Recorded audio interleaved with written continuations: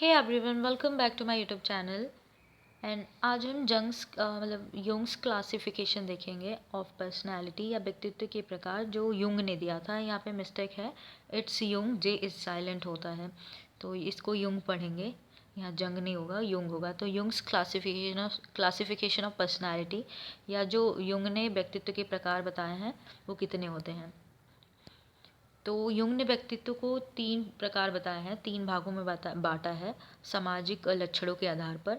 मतलब व्यक्ति के सामाजिक लक्षणों या सोशल ट्रेट्स के आधार पर उन्होंने 3 भागों में बांटा है। फर्स्ट इज अंतर्मुखी, जिसे इंट्रोवर्ट्स कहते हैं। सेकंड इज बहिर्मुखी, जिसे एक्सट्रोवर्ट्स कहते हैं। एंड थर्ड है उभयमुखी, जिसे एम्बीवर्ट्स कहते हैं। तो ये 3 भागों में उन्होंने पर्सनालिटी या व्यक्तित्व को बांटा है सामाजिक लक्षणों के आधार पर। अब इनको डिटेल में देखते हैं कि क्या होता है। First is introvert. तो इंट्रोवर्ड क्या होता है? इंट्रोवर्ड को अंतर्मुखी कहते हैं। Introvert persons talk less and are reserved and shy. मतलब अंतर्मुखी व्यक्ति क्या होते हैं? कम बात करते हैं, बहुत कम बोलते हैं और अलग रहने वाले और शर्मीले होते हैं। तो क्या होते हैं? ये शर्मीले होते हैं और कम बोलते हैं, इंट्रोवर्ड्स में आते हैं। And they lack flexibility and are prone to worries. मतलब उनमें लचीलेपन की कमी होती है। मतलब वो बहुत लोग कम बोलते हैं, लोगों से उतना नहीं बोलते हैं और बहुत चिंता के शिकार होते हैं। मतलब अकेले रहते हैं तो वो बहुत टेंशन लेते हैं, बहुत वरी होते हैं। एंड थर्ड देखते हैं, they like solitude and loneliness. मतलब वो एकांत में रहते हैं, अकेले रहना पसंद करते हैं और अकेलापन पसंद करते हैं। मतलब वो एक शांत वाले माहौल में रहना चाहते हैं, वो ज़्यादा लोगों से बात नहीं करते। And they are not popular and are self indulgent. इसका मतलब होता है they are not popular and are self indulgent. वे लोकप्रिय नहीं होते। मतलब अगर किसी से बात नहीं करेंगे, उनका बिहेवियर जो होता है सामाजिक नहीं होता, तो वो अपने में ही होते हैं। मतलब ज़्यादा लोकप्रिय नहीं होंगे और स्वयं भोगवादी होते हैं, भोगवादी होते हैं। मतलब इंडल्जमेंट का मतलब होता है कि अपने हिसाब से चीज़ों को करते हैं, जो उनको पसंद है वही करते हैं। And they are least concerned with the world outside of them. मतलब वे अपनी बाहर की दुनिया से कम चिंतित होते हैं, बस वो अपने इसमें ही रहते हैं। वो समाज की किसी की उतना वो चिंता नहीं करते हैं। And I think they are good thinkers and not expressive of their feelings and are secretive of them. मतलब वे अच्छे विचारक होते हैं लेकिन अपनी भावनाओं को व्यक्त नहीं करते हैं। वो विचारक तो अच्छे होते हैं, अच्छे थिंकर्स होते हैं, लेकिन अपनी भावनाओं को क्या करते हैं? व्यक्त नहीं करते, लोगों के सामने उसको एक्सप्रेस नहीं करते हैं और बहुत गुप्त रहते हैं। मतलब अपने अंदर ही रह जाते हैं।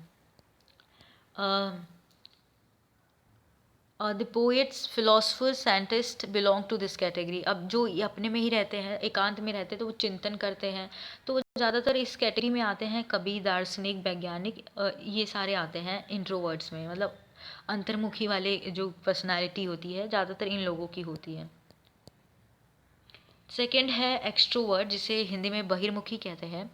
तो the extroverts are interested in the outside the world. Extrovert का मतलब ये बाहरी, तो वो बाहरी दुनिया से ज़्यादा रुचि रखते हैं। मतलब बाहरी दुनिया में ज़्यादा रुचि रखते हैं और लोगों से बात करते हैं। They are courageous and nothing daunts them. मतलब वे साहसी होते हैं और उन्हें कुछ डराता नहीं, बहुत साहसी होते हैं। वो लोगों से बात करते हैं, लोगों के साथ रहना पसंद करते हैं। तो इसलिए इनको एक्सट्रोवर्ट कहा गया, यानी वो बहिर्मुखी कहा गया है, जो बाहरी दुनिया में रहते हैं। एंड दे आर ऑप्टिमिस्टिक, वे आशावादी होते हैं, उनसे बहुत सारे पॉजिटिव वाइब्स आते हैं, सकारात्मक विचार आते हैं, बहुत सकारात्मक होते हैं, वो पॉजिटिव वाइब्स आती हैं इनसे।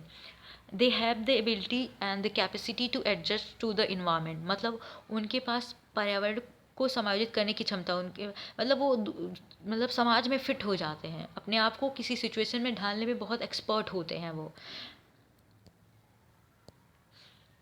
And they are popular, make friends easily and are extremely social. अब उसमें क्या था? अंतर्मुखी में क्या था? वो बहुत कम लोकप्रिय थे, लेकिन ये होते क्या है, बहुत पॉपुलर होते हैं, क्योंकि लोगों से इंटरेक्ट होते हैं, लोगों से बातें करते हैं, तो ये ज़्यादा फेमस होते हैं, बहुत पॉपुलर होते हैं। एंड वो ईजिली फ्रेंड बना लेते हैं। अब जो ज़्यादा बोलता है वो किसी से भी बोल सकता है, तो उनसे बहुत सारे लोग अटैच हो जाते हैं, बहुत ज़्यादा लोगों से इंटरेक्शन हो जाता है, तो वो फ्रेंड्स भी ईजिली बना लेते हैं। और बहुत ज़्यादा सोशल बिहेवियर होता है, मतलब एक्सट्रीमली सोशल होते हैं, बहुत सामाजिक होते हैं ये। and they are not thinkers and always adopt those ideas that occupy a spatial place in the society. वे विचारक नहीं होते और हमेशा उन विचारों को अपनाते हैं जो समाज में एक विशेष स्थान रखते हैं।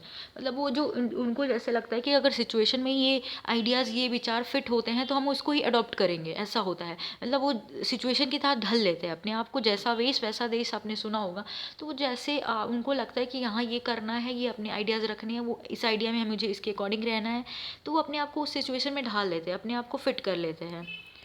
And they change their views and idea with the passage of time. मतलब वे समय बीतने के साथ साथ अपने विचारों को भी बदलते हैं। अब जैसे मैंने बताया कि जैसी सिचुएशन आती है वैसे वो अपने विचार को चेंज कर लेते हैं। And they are not good at writing but are good speakers. वे लेखन में अच्छे नहीं होते अब, क्योंकि वो इतना चिंतन नहीं करते। अकेले चिंतन करने के लिए अकेला चाहिए। एक इंसान अकेला अगर बैठा है तो चिंतन करेगा, तो वो ज़्यादा मतलब थिंकर, राइटिंग अच्छी नहीं होती लेकिन लेखन नहीं होती उनमें, लेकिन वो बहुत ज़्यादा अच्छे स्पीकर्स होते हैं, बहुत वक्ता होते हैं, वो बोलने में एक्सपर्ट होते हैं। They are carefree and they are given to flattery. वे लापरवाह होते हैं, वो चापलूस हो सकते हैं। मतलब कह सकते हैं कि, कह नहीं सकते कि सभी चापलूस होते हैं, लेकिन हो सकते हैं ये। They learn to adopt those qualities that are popularly admired and act accordingly. मतलब वे उन गुणों को अपनाना सीखते हैं जो लोकप्रिय हैं और तदनुसार कार्य करते हैं। मतलब उस गुणों को अपनाते हैं जो बहुत ज़्यादा फेमस है, वो अभी चल रहा है, जैसे रिसेंट में जो चीज़ें चलती हैं उनको अपना लेते हैं और उन्हीं के अनुसार कार्य करते हैं।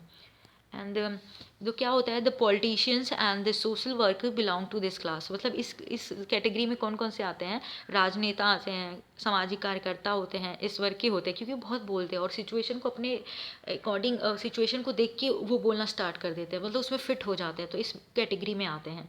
तो ये कैटेगरी क्या हो गई? एक्सट्रोवर्ट, जिसे हिंदी में बहिर्मुखी कहते हैं। तो दो हमने पढ़ा, पर्सनैलिटी को दो हो गए। तीसरा देखते हैं क्या है।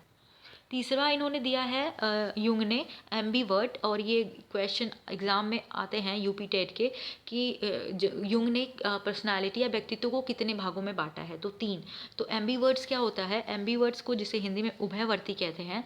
Ambiverts are person who are neither completely introverts, और यहाँ पे इंट्रोवर्ट्स नहीं दिया है लेकिन ये इंट्रोवर्ट्स होगा, नॉर कम्प्लीटली एक्सट्रोवर्ट। मतलब ये उभयवर्ती ऐसे व्यक्ति होते हैं जो ना तो पूरी तरह से अंतर्मुखी होते हैं, ना ही पूरी तरह से बहिर्मुखी होते हैं। मतलब दोनों होता है, इक्वल बैलेंस होता है इनमें। एंड मतलब दोनों हो सकते हैं, ये दोनों साथ में होंगे। ऐसा नहीं है कि पूरा बहिर्मुखी ही होंगे, अंतर्मुखी नहीं, दोनों होते हैं। इनकी पर्सनैलिटी जो होती है दोनों का मिक्सचर होता है। An ambivert person combines the qualities of both the introverts and the extrovert. जैसे मैंने बोला ये मिक्सचर होता है, दोनों की क्वालिटी कंबाइन होकर ये बनता है। तो एक उभयवर्ती व्यक्ति अंतर्मुखी और बहिर्मुखी दोनों के गुणों को जोड़ता है। मतलब दोनों होते हैं इनपे। जब उनको ऐसा लगता है कि इस माहौल में शांत रहना है, मुझे ऐसे माहौल चाहिए, ऐसी सिचुएशन चाहिए जहाँ मुझे एकांत रहना है, तो वो एकांत रहते हैं, और जहाँ बोलना है वो बोलते हैं। तो इस टाइप के आते हैं।